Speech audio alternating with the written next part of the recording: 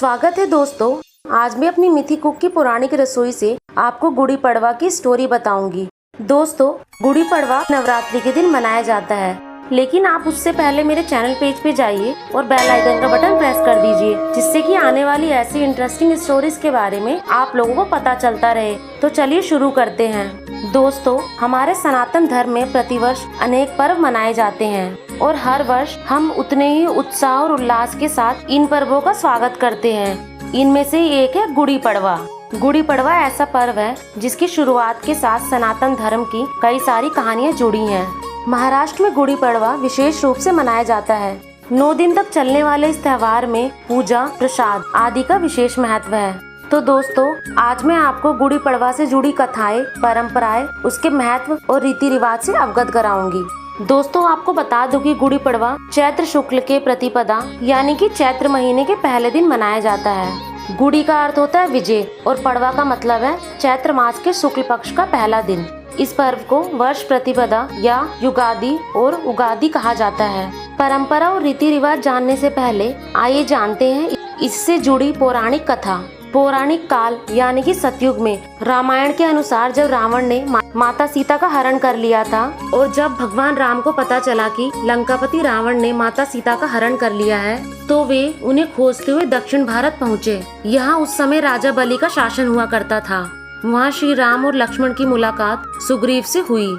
सुग्रीव ने भगवान श्री राम को बाली कुशासन से अवगत कराते हुए उनकी मदद करने में असमर्थता जाहिर की।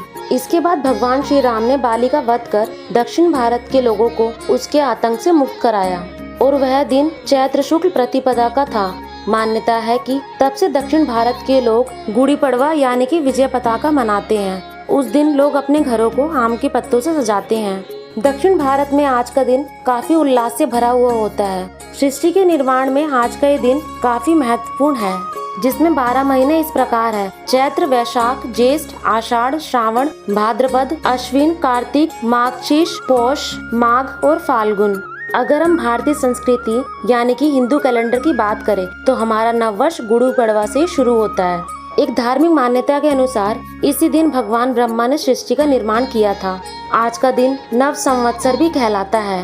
महान गणितज्ञ भास्कराचार्य जी ने भी आज के ही दिन सूर्योदय से लेकर सूर्यास्त के समय तक दिन और महीने की रचना की थी और वर्ष की रचना करते हुए पंचांग भी बनाया था।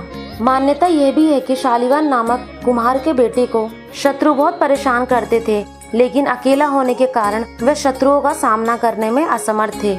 फिर उन्होंने एक युक्ति निकाली। शत्रुओं से सामना करने के लिए उन्होंने मिट्टी के सैनिकों का निर्माण किया और उनकी एक सेना बनाकर उन पर पानी छिड़क दिया और फूंक मार के उसमें प्राण फूंक दिए। ऐसा कहा जाता है कि जब शत्रु आए तब उन्होंने अपने मित्रों से उन लोगों का सामना कराया, जिससे शत्रुओं की पराजय हो गई और विजय हासिल कर ली। तब शालिवाहन नामक शब्द की उत्पत्ति हुई। ऐसा माना जाता है कि महाराष्ट्र में मराठी पंचांग के अनुसार इस दिन से नया वर्ष आरंभ होता है। इसका पहला महीना चैत्र यानी कि चैतन्य खुशहाली का होता है। हिंदी कैलेंडर का आखिरी महीना फागुन होता है। फागुन में फिर होली आती है और उस समय सूखी लकड़ियां जलाई जाती है और फिर चैत्र का महीना आता है, जिसमें कि नए नए पत्ते, नए नए पेड़ पौधे उगते हैं। इसलिए भी इस महीने को बहुत खास माना जाता है। कर्नाटक में भी इसे नए साल के रूप में मनाया जाता है। गुड़ी पड़वा को लेकर जहाँ अनेक कहानियाँ प्रचलित हैं, वहीं आंध्र प्रदेश में इस दिन एक विशेष प्रकार का प्रसाद वितरित किया जाता है। लोगों का मानना है कि जो बिना कुछ खाए पिए इस प्रसाद को ग्रहण करता है वह सदैव निरोगी रहता है। महाराष्ट्र, आंध्र प्रदेश और कर्नाटक में इस पर्व को मनाने का एक विशेष प्रकार का विधान है और खूब प्रकार से पूजा भी की जाती है और इस पर्व का अंत रामनवमी के साथ हो जाता है। चैत्र माह में आने वाली नवरात्रि को वांशिक नवरात्रि या चैत्र नवरात्रि भी कहा जाता है। गुड़ी पड़वा पे लोग अपने घरों की सफाई करते हैं और तोरण बनाकर घर पे लगाते हैं। गुड़ी पड़वा के दिन लोग घर के आंगन पर एक गुड़ी यानी कि झंडा रखते हैं। गुड़ी के ऊपर बताशे और नीम के पत्ते दोनों को लगाना शुभ माना जाता है। नीम से मन की सारी कड़वाहट दूर हो जाती है और बताशों से आने वाली जिंदगी में मिठास आती है। गुड़ी पड़वा के दिन सारे विभिन्न प्रकार के भोजन घर पे ही बनाए जाते हैं, जैसे कि खीर पूड़ी, पूरन पोली और अन्य प्रकार की मिठाइयाँ। इस त्योहार में विशेष प्रकार के वस्त्र पहनने की परंपरा है।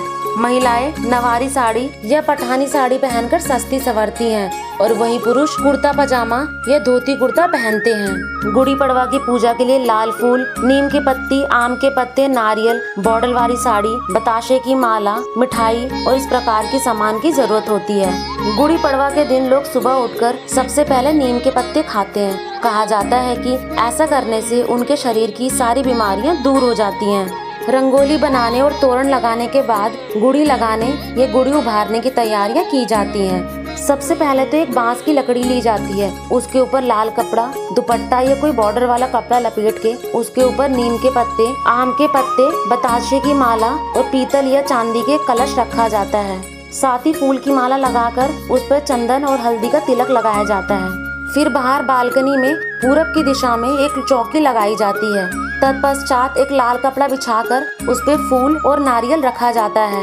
इसके बाद लोग गुड़ी को स्थापित करने के लिए एक कलश का उपयोग करते हैं और साथ ही मीठे पकवान का भोग लगाते हैं। किसी किसी घर में गुड़ी पड़वा की पूजा पंडित जी करवाते हैं और किसी किसी घर में घर के बड़े बुजुर्ग ही कर देते हैं। गुड़ी पड़वा का त्योहार लोग काफी खुशी और हर्षोल्लास के साथ मनाते हैं। लोग अपने रिश्तेदारों के घर जाकर उनको नव वर्ष की शुभकामनाएं देते हैं। इस तरह पूरे महाराष्ट्र में गुड़ी पड़वा का त्योहार काफी हर्षोल्लास के साथ मनाया जाता है। साथ ही दिन ढलने से पहले गुड़ी को उतारा जाता है और साथ ही उस बताशे की माला को पूरे घर में प्रसाद के रूप में बांटा जाता है। तो दोस्तों, यह थी मेरी गुड़ी पड़वा की कहानी। कमेंट सेक्शन में जरूर बताएं कि आपको ये स्टोरी कैसी लगी और मेरे चैनल को सब्सक्राइब करना ना भूलें।